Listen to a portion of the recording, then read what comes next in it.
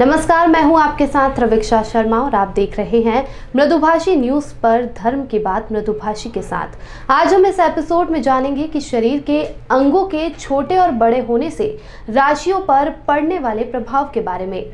शरीर के कौन से हिस्से के छोटे या बड़े होने से किन राशियों पर प्रभाव पड़ेगा, आइए जानते हैं महामंडलेश्वर श्री दादू महाराज जी से। जय शनिदेव। नीलांजन समाभासम रविपुत्रम यमाग्रजम छाया मार्तंड संभूतम तम नमामि शनेश्चरम। शनि महाराज की जय। मृदुभाषी चैनल पर आज हम एक बहुत अच्छा विषय लेकर उपस्थित हुए हैं। अभी तक आप सब लोगों का जो प्रेम, आप सब लोगों का जो स्नेह मिला है, उसके लिए मैं आप सबको धन्यवाद देता हूं।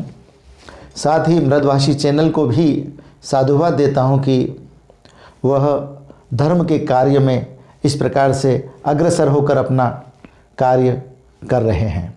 आज हम एक बहुत ही रोचक विषय लेकर उपस्थित हुए हैं,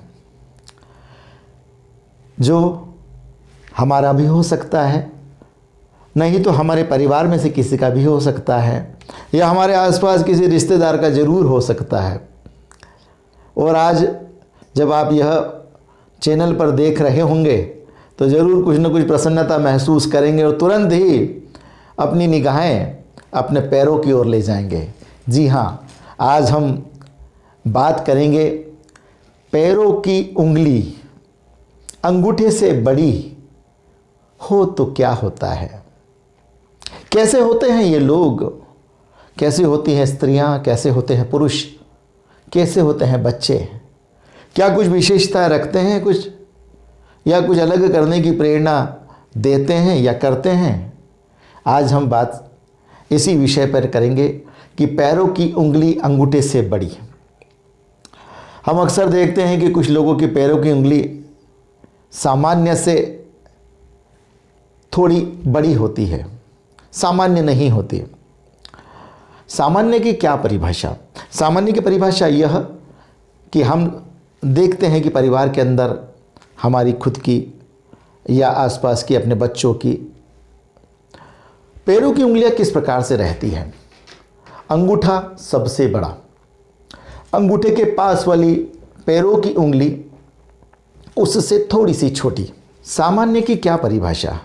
सामान्य की परिभाषा यह होती है कि हमारे पैरों की जो बनावट है वह इस प्रकार से रहती है कि अंगूठा जो है पैरों का वह सबसे बड़ा होता है, सबसे मोटा होता है।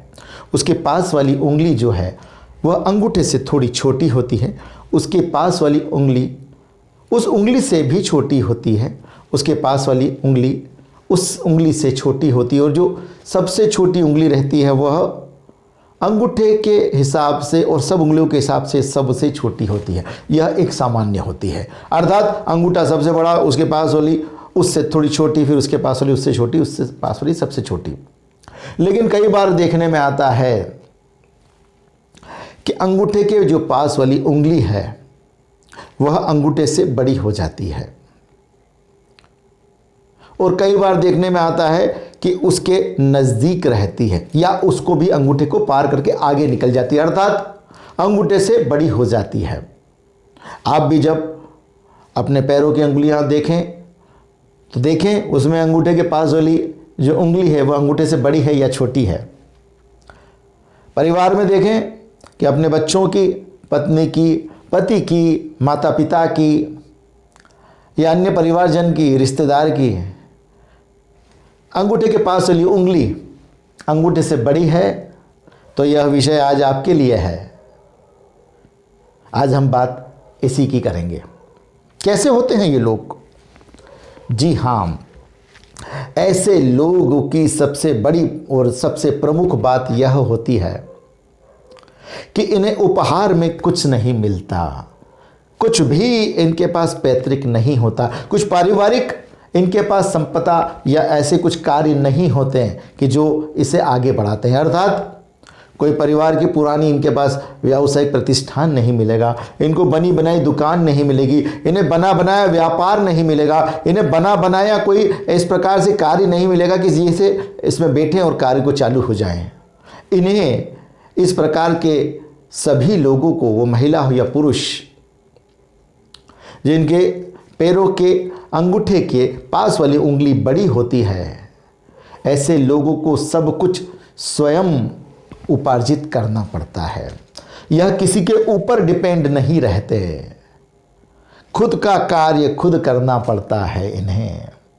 वो कहते हैं ना कहावत कि खुद गड्ढा खोदो और खुद पानी पियो, वो हाली कहावत यहाँ पर लागू होती है। ऐसे लोग किसी और के ऊपर निर्भर नहीं होते। मैंने बताया ही था, खुद अपना नाम, यश संघर्ष के पश्चात प्राप्त करते हैं। हाँ, संघर्ष भी जो इनका रहता है ना, वह दूसरों के अपेक्षा कुछ ज़्यादा करना पड़ता है। दूसरों की अपेक्षा इनको मेहनत भी ज़्यादा करना पड़ती है। परिवार की चली आ रही कार्य प्रणाली को छोड़कर कुछ नया कार्य पसंद करते हैं। कुल दीपक भी होते हैं, ऐसा कार्य करते हैं कि अभी तक किसी ने किया नहीं है और न कोई आगे करने के लिए तैयार होने वाला है, ऐसा नजर आता है। अपने कुल का नाम रोशन करने वाले लोग ऐसे होते हैं। अपना और दूसरे का भाग्य मेहनत से चमकाते हैं। हाँ, थोड़ा स्वभाव जो है वह अड़ियल हो जाता है, जिद्दी सा रहता है।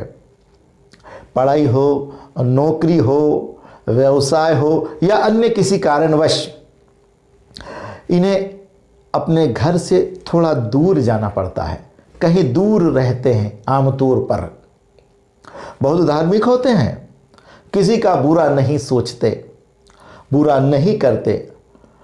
इनका भाग्य उदय जीवन के उत्तरार्ध में होते देखा गया है, अर्थात 36 वर्ष के पश्चात यह अपना कार्य बहुत अच्छे से कर पाते हैं, सुगमता से कर पाते हैं। अपना नाम 36 के बाद बहुत अच्छा रोशन कर लेते हैं।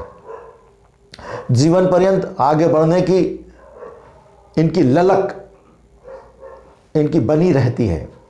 नियम से जीना चाहते हैं, कायदे से जीना चाहते हैं। जीवन के उत्तरार्ध में सन्यासी का जैसा जीवन बिताने में आनंद महसूस करते हैं। जीवन पर्यंत आगे बढ़ने की नई नई योजनाओं को अमल में लाना इनकी एक प्रमुख खूबी होती है। झूठ से नफरत, सच्चाई पसंद लोग हैं। देने पर आ जाएं तो सब कुछ लुटा दें, अपनी जेब पूरी खाली कर दें। गरीबों, निशक्त जनों, विकलांगों, कोढ़ियों की मदद करने में इन्हें एक विशेष आनंद आता है। उन पे दया का भाव रखते हैं, अपना निर्णय अंतिम मानते हैं और सामने वाले से यह अपेक्षा भी करते हैं कि तुम भी इस निर्णय को मानो। अब तुम्हारा निर्णय नहीं चलेगा, मैंने जो बोल दिया वह अंतिम निर्णय है। इसलिए तो कई बार इन्हें जिद्दी व कठोर भी समझा जाता है, परंतु ये नारियल जैसे होते हैं। नारियल हम जानते हैं बाहर से कठोर होता है, लेकिन अंदर से एकदम नरम होता है। जरा जरा सी बातों पर इनके आंसू तो हर कोई देख सकता है। वो फिल्म चल रही हो या सीरियल चल रहा हो, कोई ऐसा सीन आता है जिसमें करुणा का सीन हो, तो सबसे पहले यही भावुक होकर रोने लग जाते हैं। दूसरे के दुख में दुखी होते हुए बहुत जल्दी ऐसे लोगों को देखा जाता है।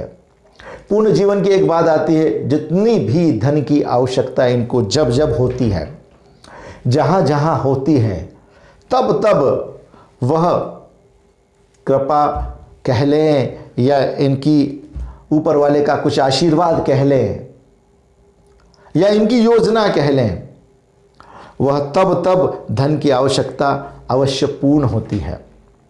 ऐसे लोगों को सूर्य की साधना करना चाहिए, धातु का कड़ा पहनना चाहिए। यदि आप अष्ट धातु का कड़ा पहने या पंच धातु का कड़ा यदि आप बनवा कर पहने या सोना पहने तो आप लोगों के लिए बहुत लाभदायक रहता है। आज की बात बस इतनी ही। आप ज़रूर देखें ब्रजभाषी चैनल को। हम ऐसे ही बहुत सारे रोचक विषय आप तक लेकर आते रहेंगे। अगली बार प्रयास रहेगा कि कुंडली के 12 भाव जो होते हैं उसमें से पहला भाव जिसे लग्न कहते हैं, उस लग्न से क्या क्या देखा जाता है वह आप तक लाने का प्रयास करेंगे। मिलते हैं अगले शनिवार। जय शनिदेव। तो आज आपने देखा शरीर से व्यक्ति व्यवहार पर पड़ने वाले प्रभाव के बारे में। अगर आपके मन में कोई सवाल है तो आप हमें भेज सकते हैं। महामंडलेश्वर श्री दादू जी महाराज आपकी समस्याओं का हल करके आपके जीवन को खुशहाल बनाएंगे और हर बाधा से मुक्ति दिलाएंगे। ओम शनिदेवाय नमः।